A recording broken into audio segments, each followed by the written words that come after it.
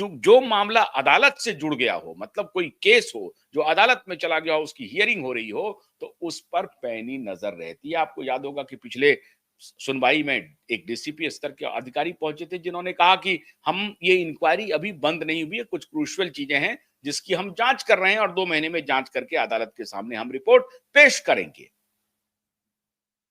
इसका मतलब यह हुआ कि डीसीपी स्तर का अधिकारी अगर अदालत पहुंच गया और वो अपना वर्जन कुछ और दे रहा है, क्योंकि शैलेंद्र नगरकर का वर्जन कुछ और था। शैलेंद्र नगरकर ने तो एफिडेविट देकर के कहा कि इंक्वायरी क्लोज हो चुकी है, हम मैटर कंक्लूड हो चुका है, और मैटर का कंक्लूजन ये है कि दिशा ने सुसाइड किया था, आत्महत्या की थी और छत पर से 12-14 फ्लोर से कूद करके आत्महत्या की थी, और यही एक्सीडेंटल रिपोर्ट हुआ, फाइनल इंक्वायरी हो चुकी है। ये एफिडेविट है शैलेंद्र नगरकर का।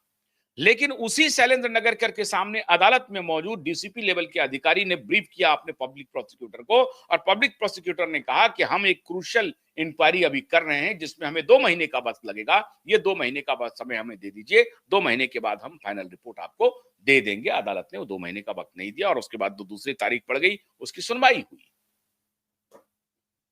कुछ ईमानदार ऑफिसर के हवाले से हमें सूचना मिल गई मित्रों, और सूचना यह मिली है कि अब सबसे बड़े निशाने पर रोहन रॉय है। मैंने शुरू में ही कहा था आपको कि यह सबसे बड़ा किंगपिन है, इसको सब मालूम है, और ये जैसे ही पुलिस इसको पकड़ेगी, गिरफ्तार करेगी, इसका नार्को टेस्ट होगा, और जैसे ही पुलिस की जो अपनी डिग्री होती है, फर्स्ट सेकंड थर्ड जो भी होती है इंक्वायरी की, जैसे ही इसके ऊपर लागू होगा, ये फौरन सत्य बक देगा, फौरन। क्यों ये फरार है मैं बताऊं, अगर ये अपराधी नहीं है तो क्यों ये फरार है। इसके फोन पर फोन करिए, जब मैंने खुद किया था फोन, आपको याद होगा, ये हेलो भी कहा, लेकिन जब उसे पता लगा कि मैं बोल रहा हूं, ये उसके बाद ये गायब हो गया, फरार हो गया, क्योंकि इसको तो कहा गया है कि मैटर क्लोज हो चुका है, जो इनके आका है। अब कहानी सुनिए जो ब्रेकिंग है आपके लिए।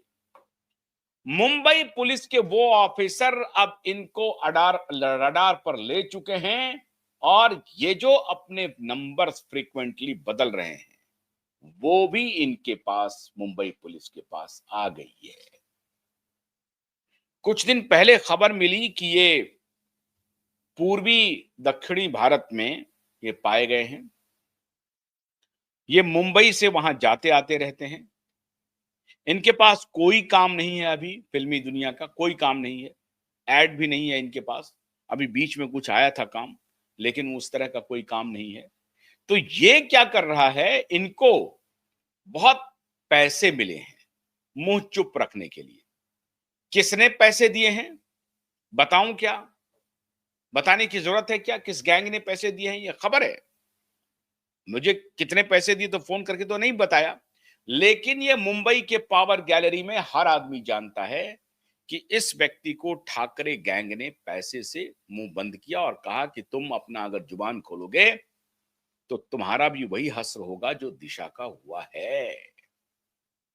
ये इस शख्स को धमकी मिली हुई है और उसकी बिना पर ये चुपचाप बैठा हुआ है, और इसने इसने भी धोखा दिया, इसने भी दिशा को धोखा दिया, क्योंकि ये जो लफाड़ी किस्म का ये लड़का है, ये एकदम ये लफंदर है। ये लफंदर जो है वो मृत्यु के कुछ ही दिन के बाद, ये जब ये सब थोड़ा शांत हो गया मामला, तो अभी ये दूसरी अपनी गर्लफ्रेंड के साथ इसने अब शादी की या नहीं की है भगवान जाने। कहता तो है कि हमने शादी कर ली है, इस लफंदर ने कहा है कि हम शादी कर लिए, लेकिन सही बात क्या है ये तो जांच के बाद पता चलेगा। अभी पुलिस के पास वो सब विवरण आने वाला है। सवाल है कि रोहन राय के बारे में अदालत ने क्यों कहा। अदालत ने इसलिए कहा कि एक ही रोहन रॉय सारी कड़ियां खोल देगा, एक ही रोहन रॉय, सब कुछ का स्टेटमेंट रोहन राय के पास है, क्योंकि रोहन राय उस रात में आखिरी व्यक्ति होगा जो दिशा से मिला होगा, बातचीत करा होगा, और भी कई लोग होंगे, लेकिन इतना करीबी जो उसका फियांसी है, जिसके साथ शादी होने वाली है। अब तो यह भी पुलिस तहकीकात कर रही है कि रोहन राय वाकई में शादी करने वाला था या इसे ब्लैकमेल कर रहा था, ठग रहा था। कहानी सही क्या है, सच्ची बात क्या है, क्योंकि कोई व्यक्ति अगर फर्ज कीजिए उसकी फियांसी सुसाइड कर लेगी, तो ये व्यक्ति, अगर इसको इतना गहरा प्रेम होता, तो ये व्यक्ति फौरन से पेशतर आकर के पुलिस को बताता और कहता कि कैसे भी करके इसकी जांच करवाइए, जो भी है, क्यों ऐसा हुआ। लेकिन ये दो तरह से डरा हुआ है। इसको लग रहा है कि मैं फंस जाऊंगा, अगर सुसाइड में बात आई तो मेरे ऊपर केस हो जाएगी। तो इसके ऊपर भी केस नहीं हुआ। एबेटमेंट ऑफ सुसाइड का भी कोई केस नहीं है। सुसाइड का केस ये है कि भाई वो तो डिप्रेशन में थी, पुलिस ने किसी को गिरफ्तार नहीं किया, कोई नोट दिशा ने लिख करके नहीं दिया कि मैं फलानी वजह से सुसाइड करने जा रहा हूं, कोई नोट नहीं मिला है। पुलिस ने इन लोगों को कभी भी डिटेन नहीं किया, गिरफ्तार नहीं किया। ये कभी भी इसके साथ 4-5 दोस्त जो थे पार्टी में, इनके ही हिसाब से ये पांचों दोस्त कभी भी 2 महीने के लिए भी, 1 महीने के लिए भी जेल में नहीं रहा। दामाद के तरह ये पुलिस स्टेशन जाता था, अपना स्टेटमेंट रिकॉर्ड करता था और फरार हो जाता था। अगर पुलिस स्टेशन नहीं गया तो पुलिस वाले ही दामाद जी के पास पहुंच जाते थे। जहां मिला, कभी सतीश सालियान जी के घर पे, कहीं पे उनको जाकर के स्टेटमेंट ले लेते थे, स्टेटमेंट दे देता था। और पुलिस भी कितनी अच्छी है, जो कुछ भी रोहन राय बोल रहा था बस उसी बात को स्वीकार कर रहा था।